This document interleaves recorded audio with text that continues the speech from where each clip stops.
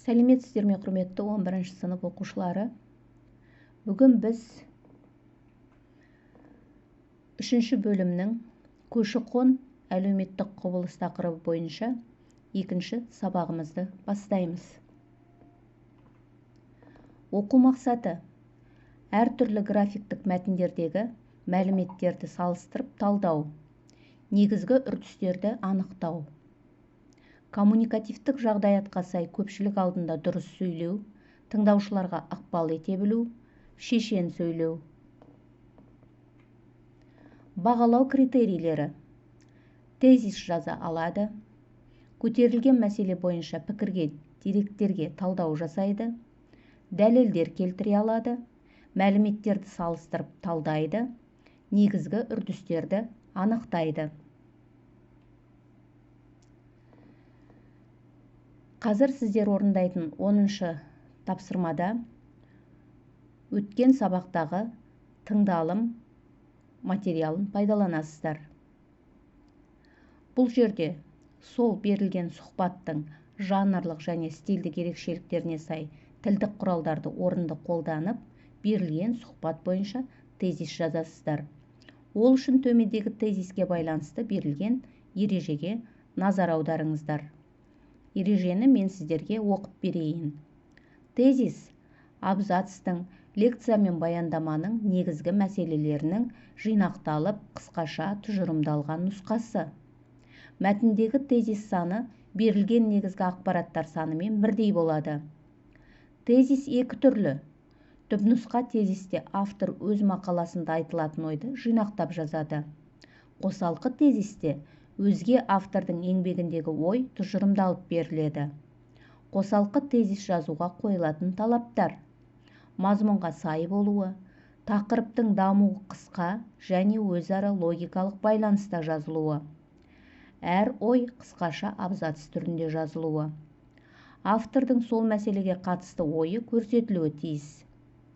Тезис ықшамды болу үшін мысалдар, дәйек сөздер, салыстырулар, сипаттаулар, риторикалық сұрақтар, фразеологизмдер, өлең жолдары қолданылмайды. 10 тапсырма бойынша дескриптор: тілдік құралды орынды қолданады, тезис жаза алады.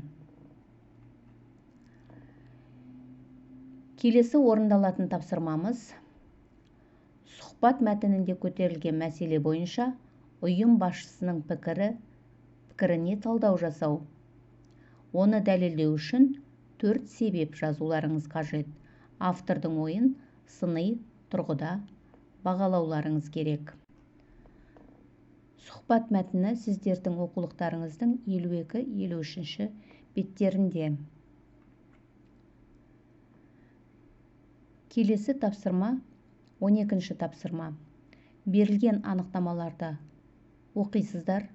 Олардың қайсы тілде жазылғанын нақты тілдік құралдар мен сөйлемнің синтаксистік құрылымы арқылы дәлелдеп айтасыздар.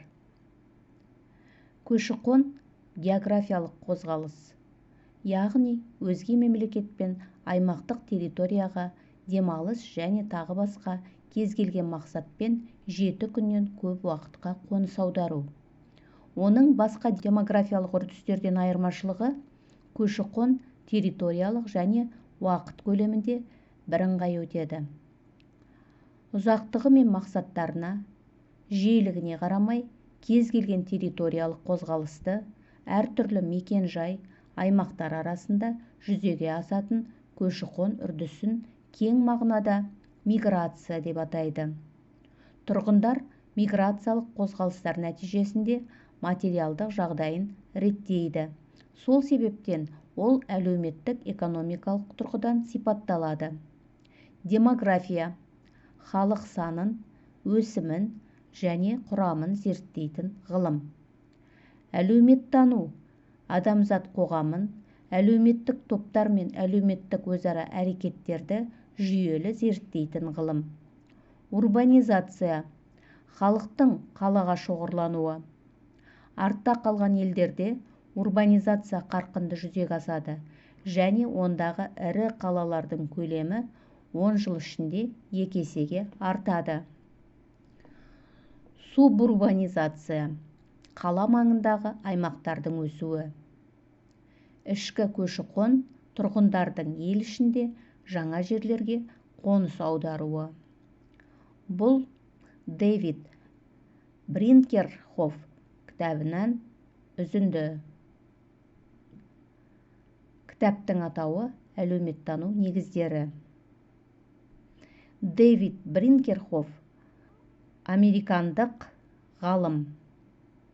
Бұл кітап рухани жаңғыру идеясына сәйкес 100 жаңа оқулық бағдарламасы бойынша ағылшын тілінен аударылған еңбектің бірі. Бұл оқулықты Оксфорд, Кембридж студенттері пайдаланады. Бұл кітап 9 рет басылып шыққан. Қазіргі таңда бұл кітап қазақ тілінде де біздің еліміздің студенттері мен оқырмандарына қолжетімді. 11-ші тапсырма бойынша дескриптор. Себебін анықтайды, дәлелдер келтіре алады, автордың ойына сыни баға береді.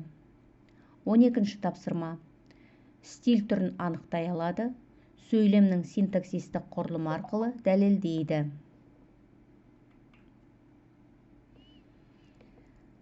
Келесі орындалатын тапсырма 15-ші тапсырма. Бұл тапсырмада графиктік суретті пайдаланып, Қазақстандағы көші-қон мәселесіне қатысты негізгі үрдістерді анықтайсыздар. Көрсетілген мәліметтерді биылғы ақпараттармен салыстырасыздар. Кестедегі пікірді толықтырып, мәтін құрап жазасыздар. Мәтіндегі деректерге талдау жасайсыздар. 16-шы тапсырма үйге беріледі. Осы өткен сабақта, бүгінгі сабақта өтілген, меңгерген білімдеріңізге сүйеніп, көші-қон ғаламдық мәселе тақырыбында эссе жазасыздар. Алдымен жазба жұмысының жоба жоспарын құрып аласыздар. Ойларыңызды дұрыс жүйелеп, мәтінді абзац пен бөліктерге бөліп жазасыздар. 15-ші тапсырма бойынша дескриптор. Мәліметтерді салыстырып талдайды, кесте бойынша мәтін құрастырып жазады. Үйге беріліп отырған 16-ші тапсырма бойынша дескриптор. Жоба жоспар құрады, эссе жазады, эссе құрылымын сақтайды, ойын жүйелі жеткізеді. Бүгінгі сабағымыз аяқталды. Бүгінгі күндеріңізге сәттілік тілеймін. Сау болыңыздар.